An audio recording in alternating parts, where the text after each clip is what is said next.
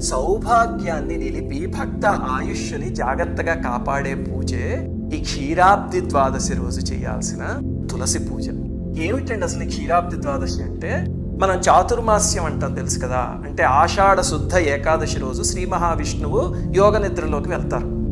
మళ్ళీ కార్తీక శుద్ధ ఏకాదశి రోజు ఆయన యోగ నిద్రలోంచి మేల్కొంటారు. ఇది అందరికీ తెలుసు కదా చాతుర్మాస్యం అని. ఆ మేల్కొన్న తర్వాత రోజు అంటే కార్తీక శుద్ధ ద్వాదశి రోజు తులసి ద్వారా ఆయన అనుగ్రహాన్ని మనకు అందజేస్తారు అనమాట.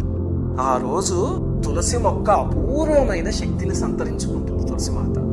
ఆ రోజు కానీ ఆ తల్లిని నారాయణ సమేతంగా పూజించగలిగితే కనుక స్త్రీలకి సౌభాగ్యం అద్భుతంగా సిద్ధిస్తుంది అని పురాణాల్లో చెప్పారు. అది నండు శ్రీవాణి పూజా వీడియోస్ అనే ఛానల్ ఉంది కదా, అక్కడ దాని డెమో వీడియో PDF అన్ని పెడతాం, మీరు చూసుకోవచ్చు.